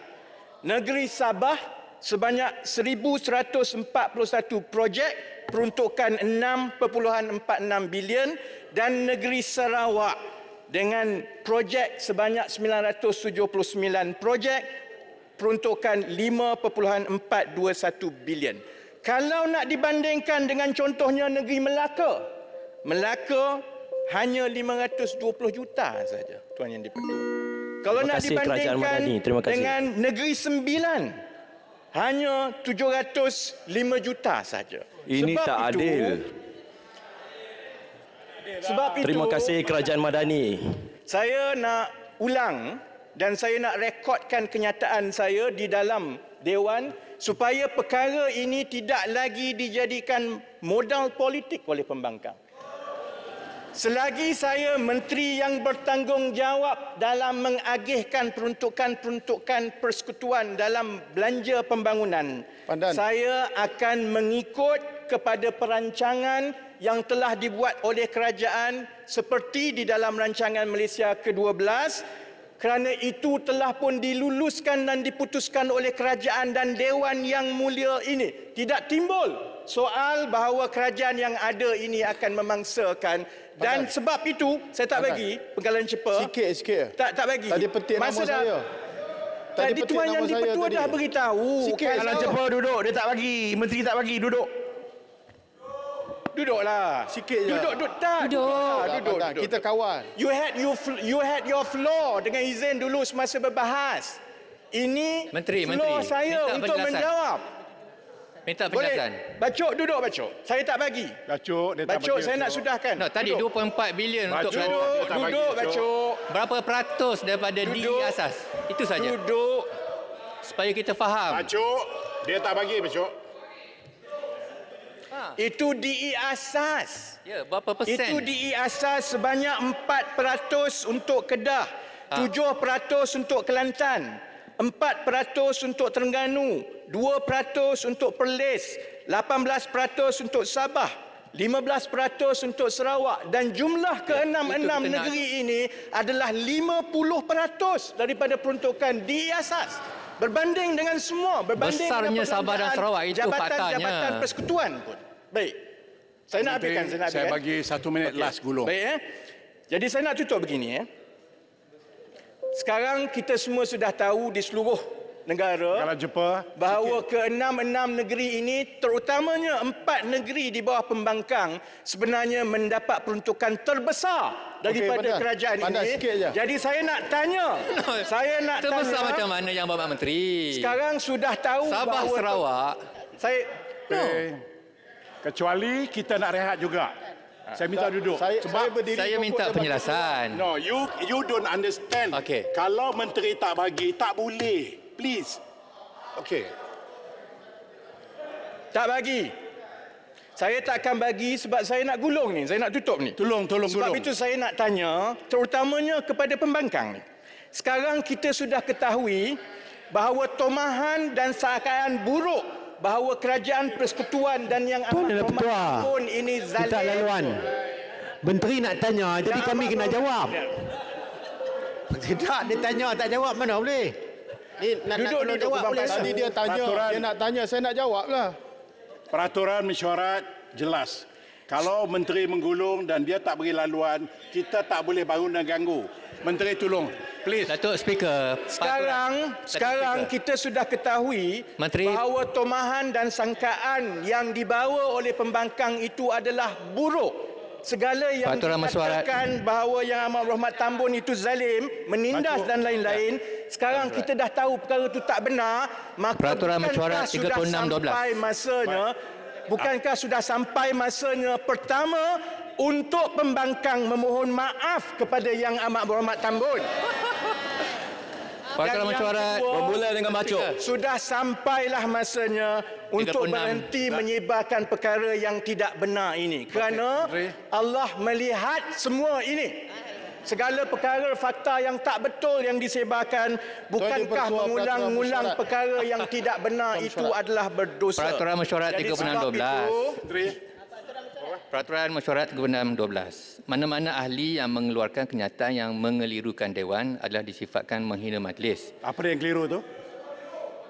Apa yang keliru tu? Yang Berhormat Menteri sebutkan 4 negeri daripada 6 negeri tersebut mendapat peruntukan terbesar. Jadi saya mohon perincian. Daripada 6 negeri tersebut, Sabah dan Sarawak memperolehi 6.4 bilion dan 5.4 bilion. Jadi 4 negeri yang kecil-kecil itu, Kedah, Kelantan, Terengganu, Perlis, jika ditambah, tidak sampai pun dengan angka yang diperolehi daripada 2 buah negeri tersebut. Jadi jangan nak sebutlah 4 negeri pembangkang itu dapat peruntukan terbesar. Perkataan terbesar, perkataan gelojoh itu yang ditegur oleh Yang Berhormat Kementerian. Peraturan mesyuarat selesai bacok lo. Kita selesai bacok lo.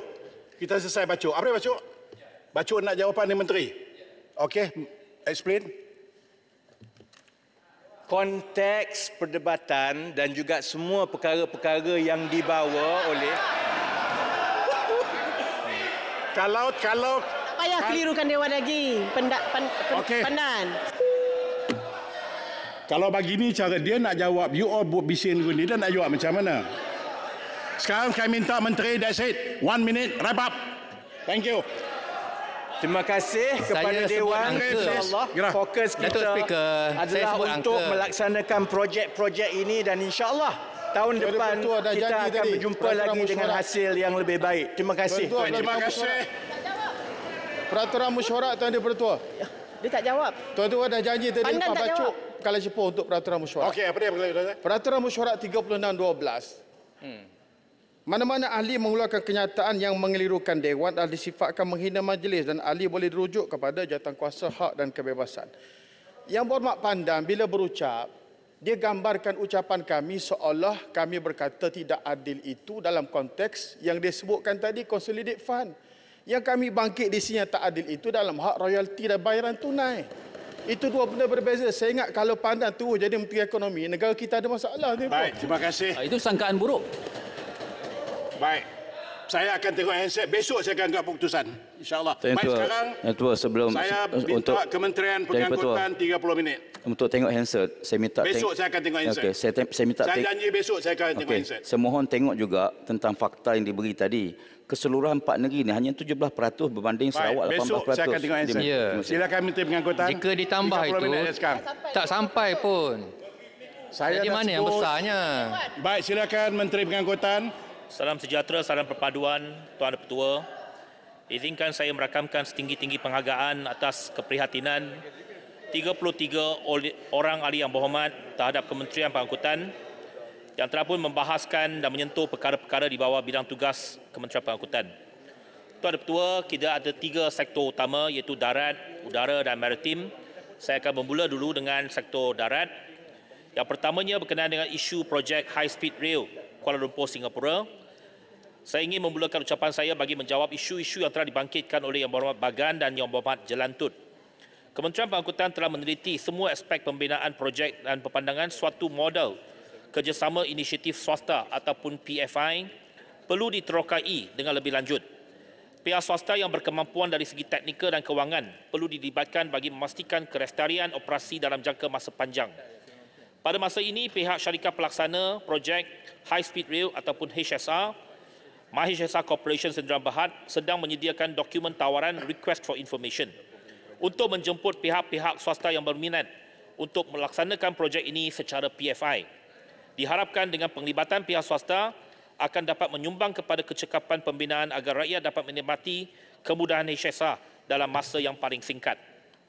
Berkenaan projek HSR ke Thailand pula, Kementerian Pengangkutan juga telah meneliti kemungkinan penyambungan Kuala Lumpur ke Bangkok melalui pre-feasibility study yang telah dilaksanakan pada tahun lalu.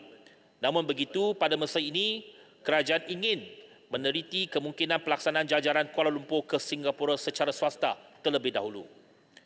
Tuan Ketua, isu yang kedua berkenaan dengan cadangan projek kereta api Trans Borneo bagi menghubungkan Sarawak, Sabah, Brunei dan Kalimantan. Untuk makluman Yang Berhormat Tenum, Kementerian Pengangkutan mengikuti rapat perkembangan ibu kota baharu Indonesia iaitu Nusantara di Kalimantan Timur dan impaknya terhadap sektor pengangkutan di Sabah dan Sarawak. Pada ketika ini, pihak kementerian belum mempunyai cadangan untuk membina rangkaian kereta api menghubungkan Sarawak, Brunei, Sabah dan Nusantara iaitu ibu kota baharu Indonesia.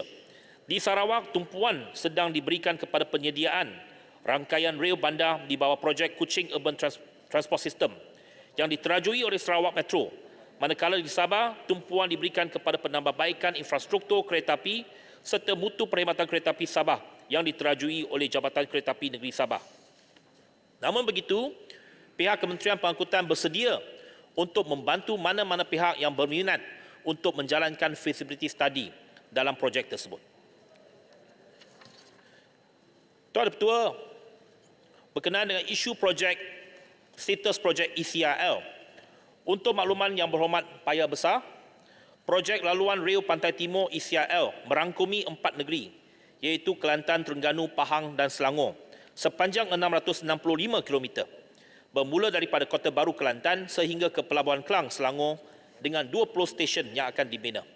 Sehingga bulan Januari 2023, pembinaan keseluruhan projek ini telah mencapai kemajuan sebanyak 39.64% dan akan menyaksikan tahun 2023 sebagai tahun puncak pembinaan ECRL yang melibatkan kerja-kerja beam launching, pembinaan stesen, pemasangan landasan dan lain-lain. Pada masa ini, kebanyakan kerja-kerja pembinaan seperti pembinaan jambatan yang menggunakan jentera beam launcher, kerja-kerja pengorekan dan pembinaan terowong sedang giat dijalankan dari negeri Kelantan sehingga ke Pahang. Selain itu, bagi kerja-kerja struktur seperti jambatan, jejambat dan aktiviti subgrade juga sedang rancak dijalankan di sepanjang jajaran ECRL. Di samping itu, kerja-kerja awalan di terowong-terowong lain juga telah bermula seperti di terowong Gombak dan terowong Serendah yang terletak di negeri Selangor. Kerja-kerja pengorekan juga telah bermula di terowong Genting yang merupakan satu-satunya terowong berkembang bagi projek ECRL yang dikorek menggunakan kaedah Tunnel Boring Machine ataupun TBM. Seterusnya, pengambilan balik tanah yang terlibat di dalam negeri Selangor telah diwatakan di bawah Seksyen 8 Akta Pengambilan Tanah 1960. Pada masa ini, tarikh penyiapan projek ECRL dari Kota Baru, Kelantan sehingga ITT Gombak, Selangor masih kekal seperti yang dijadualkan, iaitu pada 31 Disember 2026, manakala dari Gombak sehingga ke Pelabuhan Kelang dijangkakan akan siap pada 31 Disember 2027. Tuan Yang Dipertua, berkenaan dengan isu cadangan penambahan bas di Lembah Kelang. Untuk makluman Yang Berhormat Puchong, Yang Berhormat Petaling Jaya dan Yang Berhormat Bangi, terdapat 5 kategori saiz bas yang digunakan bagi perkhidmatan bas berhenti-henti pada masa ini, iaitu bas 2 tingkat, bas panjang, bas midi, bas mini dan coaster.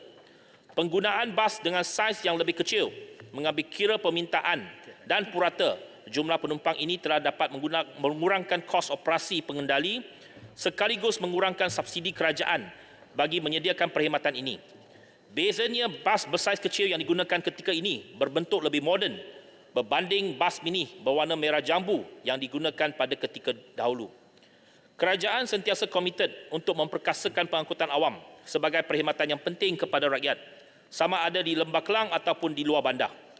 Pada masa ini, jumlah bas berhenti-henti yang beroperasi di Lembah Kelang adalah sebanyak 1,981 bas merangkumi 501 laluan dalam memastikan kelangsungan perkhidmatan di semua koridor utama.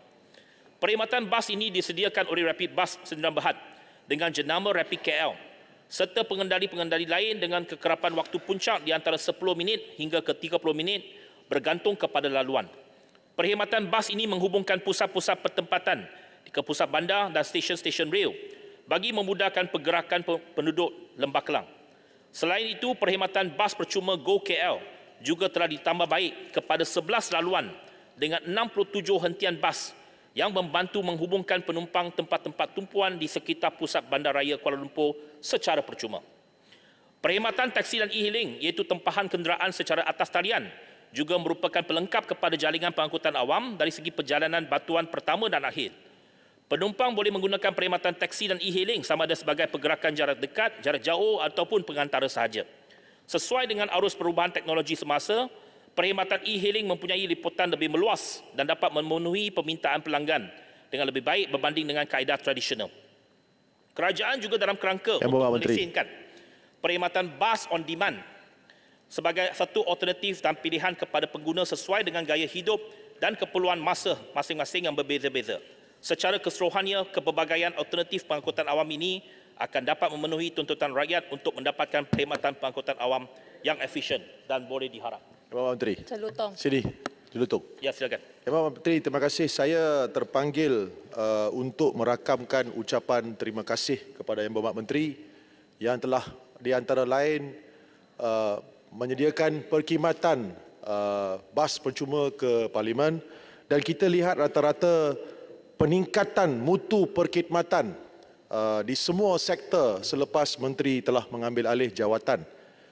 Dan memang kita juga lihat bahawa kalau dibandingkan dengan Menteri Pengangkutan yang lalu yang hanya sekadar membawa telur ke Parlimen, kita lihat Menteri ini, Yang Berhormat Menteri dapat melaksanakan tugas dengan terbaik sekali. Terima kasih Menteri. Terima kasih Yang Berhormat Jelutong. Saya nak tanya Yang Berhormat Jelutong ada pakai bas ke datang ke Parlimen? Yang Berhormat Menteri, saya ketinggalan bas tapi akan cuba naik esok. Esok cuba. Ya. Naik lagi. Ya, kita cuba buat yang terbaik. Kita tak perlulah kita membuat perbandingan dengan mana-mana pihak. Kerajaan perpaduan pada hari ini merangkumi banyak pihak, banyak gabungan parti politik. Kita mengambil kira bahawa yang pentingnya kita mesti ada asas dan juga semangat bekerjasama antara satu sama lain. Saya tak mahu membuat perbandingan dengan mana-mana pihak ataupun mantan menteri. Kita akan cuba membuat yang terbaik, di mana yang lemah kita tambah baik. Di mana yang sudah baik, kita tambah baik lagi. Itu semangat kita. Tuan Speaker, saya peraturan 36.5. Saya terima kasih kepada Menteri. Saya setuju. Kita tak boleh menyebut bersangka jahat. Ya, bagus yang Menteri. Tapi saya nak tanya boleh Menteri. Sambil tu saya nak tanya. Isu yang aerotrain ni, ya, aerotrain. Aerotrain ni nampak guys selalu rosak. Banyak isu yang ia menjejaskan pelancongan. Ya, bila bayangkan dengan pelancong yang ramai yang sampai landing di KLIA dan apabila train tu rosak, dua-dua dah rosak. So minta benda ambil tindakan segera. Terima kasih. Ya, terima kasih. Yang berhormat Tanah Merah, memang betul dalam penggulungan ini juga ada bab ini. Cuma di belakang, tapi saya boleh sedikit sebanyak boleh menjawab. Aerotrain tu memang dah bermasalah dah lama. Dia dah sampai ke end of life span dia. Dah 25 tahun Aerotrain itu. Memang kita boleh perbaiki sekarang, ada komponen-komponen spare part yang boleh kita perbaiki, tetapi kita mengambil pendekatan bahawa pada ketika ini perkhidmatan itu walaupun telah dibaiki, dia tak stabil. Jadi sementara kita nak tunggu sistem yang baru, kita akan menggunakan shuttle bus terlebih dahulu. Perkhidmatan memang kita tahu akan ada sedikit terganggu dan kita akan mengambil langkah-langkah supaya dapat meningkatkan perkhidmatan, kualiti perkhidmatan kepada penumpang-penumpang di KLIA. Kita memang sedar bahawa isu aerotrain itu menjejaskan imej dan juga nama baik KLIA dan negara. Kita akan cuba membuat yang terbaik untuk menambah baik perkhidmatan di KLIA. Yang untuk makluman Yang Berhormat Wangsa Maju, Prasarana telah mengenal pasti keperluan penggunaan bas elektrik terutamanya di Kuala Lumpur dan Lembah Kelang kerana potensinya dalam mengurangkan pelepasan karbon di atmosfera. Senari dengan agenda kerajaan Malaysia iaitu Low Carbon Mobility Blueprint, pihak Rapid Bus telah membuat pelan perancangan pembelian bas EV, Electric Vehicle, menerusi inisiatif Rapid Bus Fleet Electrification Program. Inisiatif ini akan diimplementasikan secara berperingkat melalui dua fasa bermula tahun 2023. Menerusi fasa pertama, proses procurement sebanyak